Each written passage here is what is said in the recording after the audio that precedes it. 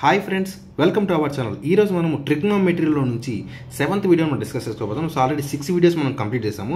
ఒకవేళ మీరు కనుక ఆ వీడియోస్ చూడాలంటే ఈ వీడియో కింద డిస్క్రిప్షన్లో ట్రిగ్నోమెట్రీ వీడియో 1, 2, 3, 4, 5, 6 అని 1 by 1 డిస్క్రిప్షన్లో లింక్ అనేది ఇవ్వడం జరుగుతుంది. సో మీరు ఏది కావాలంటే ఆ వీడియో మీరు ఓపెన్ చేసుకొని చూసుకోవచ్చు. అండ్ వన్ మోర్ థింగ్ ఏంటంటే, మీరు ఫస్ట్ వీడియోస్ నుంచి మీరు కంటిన్యూగా వస్తేనే ఈ క్వశ్చన్స్ అన్నీ కూడా మీరు ఈజీగా సెకండ్స్లో మీరు సాల్వ్ చేయగలరు. లేదంటే కొంచెం కష్టం అవుతుంది. ఓకేనా? సో ఫ్రెండ్స్, మనం ఈ 7th వీడియోలోకి వెళ్ళే కంటే ముందు 6th వీడియోలో మీకు క్వశ్చన్ హోంవర్క్ ఇవ్వడం జరిగింది. ఆ క్వశ్చన్ మనం సాల్వ్ చేసి వెళ్ళిపోతాం. ఓకేనా? సో ఆల్రెడీ మీకు 6th వీడియోలో క్వశ్చన్ కనుక మీరు చూసినట్లయితే sin square 20 plus sin square 30 plus sin square 40 plus sin square 50 plus sin square 60 plus sin square 70 equal to value ఎంత అని మనం ఇవ్వడం జరిగింది. ఓకేనా? సో మీకు ఆల్రెడీ లాస్ట్ వీడియోలో మీరు చూసిన వాళ్ళు క్లియర్గా అర్థమవుతుంది. సో ఇక్కడ వాల్యూ ఎంత ఉంది? 20, sin 20 ఉంది.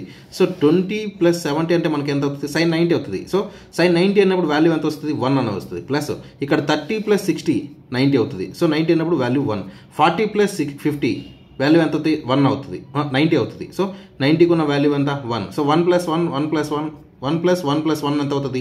మనకు 3 అనేది వస్తుంది. సో 3 అనేది దీని యొక్క ఆన్సర్ అవుతుంది. సో మీరు ఇంత ఈజీగా మీరు సాల్వ్ చేయాలంటే మీరు లాస్ట్ వీడియో చూసారంటే మీకు లాస్ట్ వీడియోలో క్లియర్గా 1 by 1 అన్ని ప్రతి ఒక్క క్వశ్చన్ కూడా మీకు ఈజీగా ఎక్స్ప్లెయిన్ చేయడం జరిగింది. ఓకేనా? సో ఫ్రెండ్స్, మనం ఈ వీడియోలో కనుక వెళ్ళినట్లయితే నెక్స్ట్ కొంచెం అప్డేటెడ్ క్వశ్చన్స్ అండి.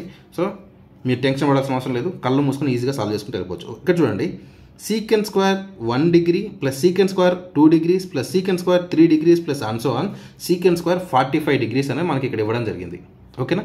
సో అప్పుడు secant square 1 degree secant square plus secant square 2 degrees plus secant square 3 degrees plus and so on secant square 45 degrees minus tan square 45 degrees tan square 44 degrees plus tan square 43 degrees and so on tan square 2 degrees ఇవ్వడం జరిగింది. So ఈ రెండింటి యొక్క value అనేది మనం కనుక్కోవాలి.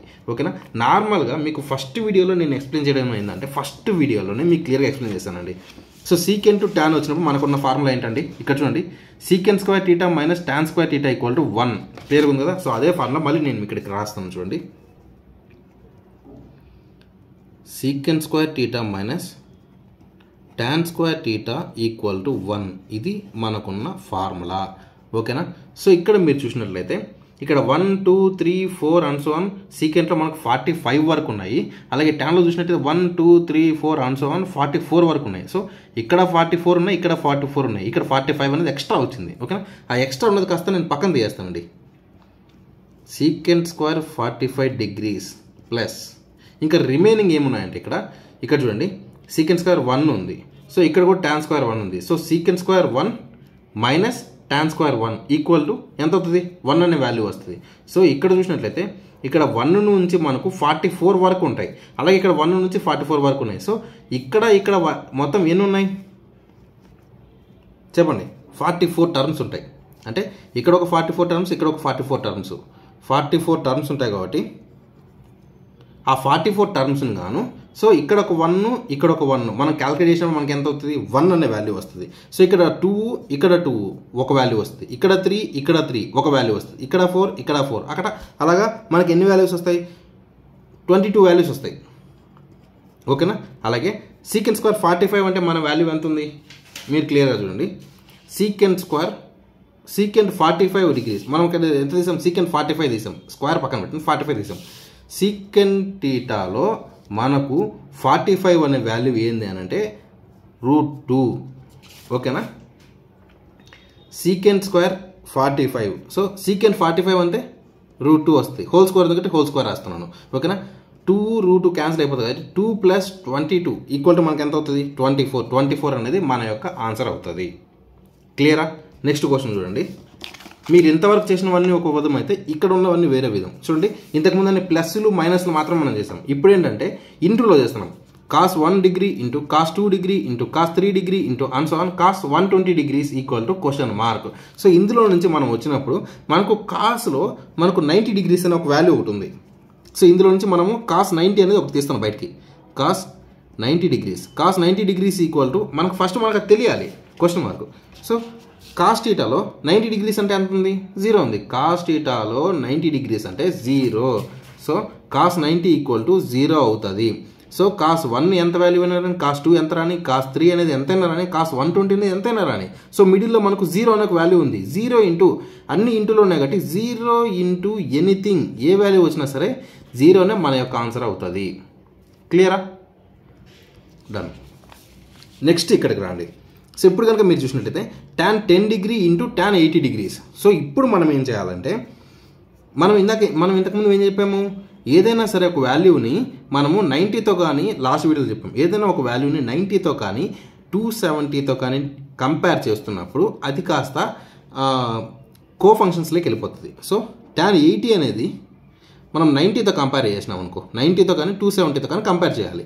So 90తో compare చేస్తే tan 80 కో function అయిపోతుంది. tan 80 కాస్త ఇక్కడ 80కి 90కి మధ్య వాల్యూ ఎంత డిస్టెన్స్ ఉంది, 10 అనేది ఉంది. సో కంపేర్ చేసినప్పుడు tan 80 కాస్త ఏమవుతుందంటే cot 10 డిగ్రీస్ అవుతుంది. అలాగే ఇంటూ ఈ పక్కన ఎంత ఉంది, tan 10 డిగ్రీస్ ఉంది. సో యాజ్ ఇట్ ఈస్ మళ్ళీ రాస్తాం చూడండి, tan 10 డిగ్రీస్ ఇంటూ cot θని మనం ఏం రాసుకోవచ్చు, cot θని 1/tan θగా రాసుకోవచ్చా? సో అదే విధంగా నేను ఇక్కడ రాస్తాను 1/tan 10 degrees. cot θని 1/tan 10 degrees రాస్తున్నాను. ఇది ఇంటూలో ఉంది. tan 10 డిగ్రీస్ ఇక్కడ ఉన్న tan 10 డిగ్రీస్ క్యాన్సిల్ అయిపోతే మనకి ఆ వాల్యూ ఎంత వస్తుంది, 1 అనే వాల్యూ వస్తుంది. సో ఇక్కడ ఉన్నవి చూసినట్లయితే 10, 80 కలిసి ఉన్నప్పుడు ఎప్పుడైతే ఉంటుందో ఇంటూలో ఉన్నప్పుడు 10, 80, 90 వస్తుంది కదా. సో ఇంటూలో ఉన్నప్పుడు మాత్రమే 1 అనే వాల్యూ వస్తుంది. అది మీరు గుర్తుపెట్టుకోండి. ఓకేనా? సో ఇక్కడ చూసినట్లయితే tan 1 degree into tan 2 degree into tan 3 degree into and so on tan 89 degree ఉంది. సో మీకు ఇక్కడ ఇందాక క్లియర్ అయిపోయాను, 1, 80 ఉన్నప్పుడు 1 అనేది వస్తుంది. ఓకేనా? క్లియర్ కదా? సో ఆ విధంగా చూసినట్టయితే 1, 80 అనేది ఒక వాల్యూ, 2, 45 ఇక్కడ ఎన్నైతే ఉంటాయో అదొక వాల్యూ. ఎన్నైనా రాని ఇక్కడ 1, 2, 3, 4 ఆన్సోన్ ఇక్కడ 89 వరకు కంటిన్యూషన్ వాల్యూస్ ఉన్నాయి. ఇక్కడ చూడండి 1 అనే వాల్యూ వస్తుంది. ఇంటూ ఉంది కాబట్టి ఇంటూ tan 2 అనేది ఇక్కడ ఉంటుంది, 88 అనేది ఉంటుంది. 88 ఒక 2 ఎంత అవుతుంది మనకు, 1 అనే వాల్యూ వస్తుంది. అంటే 90 డిగ్రీస్ వచ్చినప్పుడు 1 అనేది వస్తుంది. సో ఆన్సోన్ ఇట్లా 1 ఇంటూ 1 ఇంటూ 1 ఇంటూ ఇక్కడ కొన్ని మనకి ఎక్కడ వరకు అయితే వాల్యూస్ అన్ని వాల్యూస్ వస్తాయి. 1 ఇంటూ 1 ఇంటూ 1 ఇంటూ 1 ఇంటూ 1 ఎన్ని ఒకటితో ఎన్నిసార్లు ఒకటి మనం మల్టిప్లై చేసినా 1 అనే వాల్యూగా వస్తుంది. క్లియర్ కదా? సో ఇప్పుడు మీరు చూడండి ఇంకో క్వశ్చన్ ఇక్కడ చూడండి, 27th క్వశ్చన్.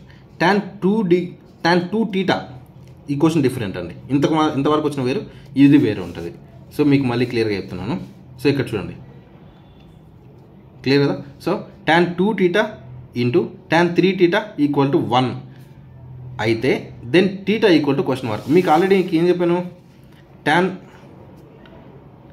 10, 80 రెండు కలిపి tan 90 అయినప్పుడు మనకు వాల్యూ ఎంత వస్తుంది, 1 వస్తుంది అని చెప్పాను. ఈ క్వశ్చన్ కూడా చూడండి, tan 1, 89 రెండు కలిపితే 90 వస్తుంది. 90 వచ్చినప్పుడు మనకి ఎంత, 1 అనే వాల్యూ వస్తుంది. So same as it is కూడా ఇక్కడ కూడా చూడండి, tan 2θ into tan 3θ equal to 1. So 2 + 3 ఎంత అవుతుంది, tan